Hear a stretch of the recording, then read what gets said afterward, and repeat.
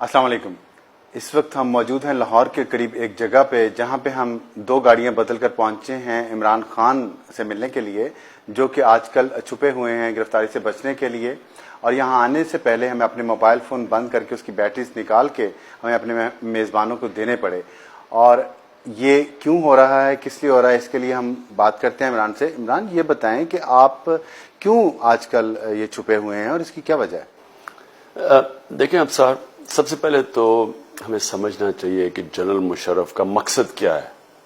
ये इमरजेंसी लगाने का मकसद क्या है? मकसद उनका ये है कि इमरजेंसी के जरिए पहले तो जजेस को हटाया जाए जिनसे इनको खतरा है कि एक तो उन्होंने कमांडर इन चीफ को इलेक्शन लड़ने की इजाजत नहीं देनी थी, और दूसरी चीज ये कि इन्होंने जो रिगिंग करनी है, धांधली करनी है इलेक्शंस में, इनको अपने जजेस चाहिए थे।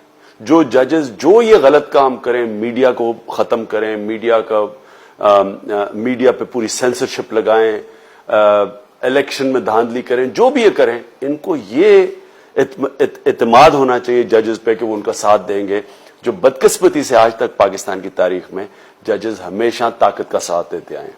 अब इसके लिए ये चाहते ये थे कि जिस तरह बर्मा के जनरल्स ने सारा एकदम 3-4 दिनों में सारी स्ट्रीट मूवमेंट खत्म कर दी, तशद्दुद किया, मारा लोगों को, और एकदम आप बर्मा में अब खाली कोई सड़कों पे लोग नहीं है, तो क्या इसका मतलब कि पब्लिक बर्मा की हुकूमत के साथ है?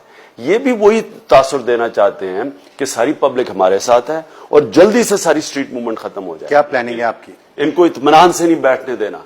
हमने स्टूडेंट्स को, सबसे ज्यादा पाकिस्तान की जो स्टूडेंट कम्युनिटी है, इसको मोबिलाइज करना है।